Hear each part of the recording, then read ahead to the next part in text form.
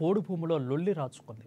అజాంనగర్ అటవీ రేంజ్ పరిధిలో కొంతమంది రైతులు పోడు వ్యవసాయం చేస్తున్నారు. అయితే వీరిలో కొందరిని ఓ అటవీ అధికారి పిలిచి అటవీ భూమిలోని చెట్లను తొలగించి మీరు పోడు వ్యవసాయం చేస్తున్నారని, ఈ పోడు భూమి మీద కాదని సదరు రైతులను హెచ్చరించారు. ఇక గత 40 సంవత్సరాల నుండి ఈ భూమిని సాగు చేస్తున్నామని పోడు రైతులు తెలిపారు. ఎంత చెప్పినా వినకపోవడంతో అటవీ అధికారులకు 7 లక్షల రూపాయలు ఇస్తానని రైతులు ఒప్పందం కుదుర్చుకున్నారు. పోడుదారులు రైతులు తలా ఓ 50,000 రూపాయలు వేసుకొని ఇక జమ చేసి ముందుగా 5 లక్షల రూపాయలను అటవీ అధికారులకు మధ్యవర్తి ద్వారా ముట్ట చెప్పారు.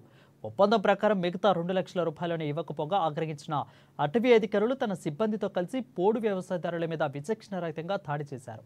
అటవీ అధికారుల తీరు ఖండిస్తూ స్థానిక భూపాలపల్లి ఎమ్మెల్యే గండ్ర సత్యనారాయణరావు అటవీ అధికారుల మీద అసహనం వ్యక్తం చేశారు.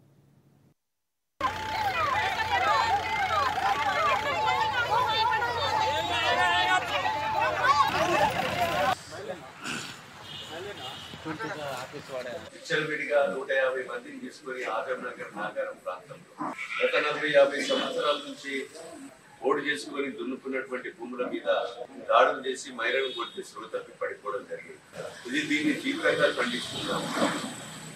రాష్ట్ర ప్రభుత్వం, కేంద్ర ప్రభుత్వం ఏది కూడా కాస్తు తీసి దున్నుకునే రైతులను, అడవి హక్కుల చట్టం కింద ఇచ్చినటువంటి పాస్ పుస్తకాలు ఉన్న రైతులను కానీ ఎవరిని కూడా ఇబ్బంది పెట్టకూడదనేటువంటి ఒక దృఢ సంకల్పంతో రాష్ట్ర కేంద్ర ప్రభుత్వాలు ఉన్నాయి.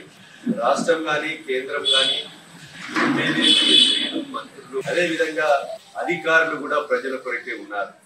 కానీ రాక్షసుల్లాగా ప్రజల మీద పడి ఈరోజు కట్టెలతో ఈరోజు పశువులను కొట్టినట్టు కొట్టి ఏదైతే ఇబ్బంది పెడుతున్నారో వాళ్ళ మీద కఠినమైన చర్యలు తీసుకోవాలని నేను డిమాండ్ చేస్తున్నా.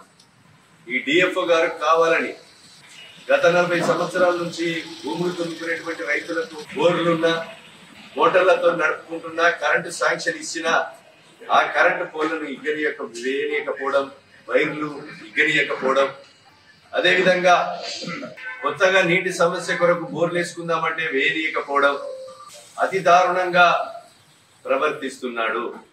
ఇది మంచి పద్ధతి కాదు. ఈ విషయాన్ని కన్జర్వేటర్ గారికి, ఈ జిల్లా కలెక్టర్ గారికి దృష్టికి, అదే విధంగా మంత్రుల దృష్టికి కూడా తీసుకెళ్లడం జరిగింది. పశువుల మీద బాధినట్టుగా కట్టెలతోని ప్రజల మీద దాడి చేసి రైతుల మీద దాడి చేసేటువంటి వ్యక్తుల మీద డిఎఫ్ఓ మరి మిగతా అధికారుల మీద చట్టపరమైన చర్య తీసుకోవాలని ఇక టీచర్స్ ఎమ్మెల్సీ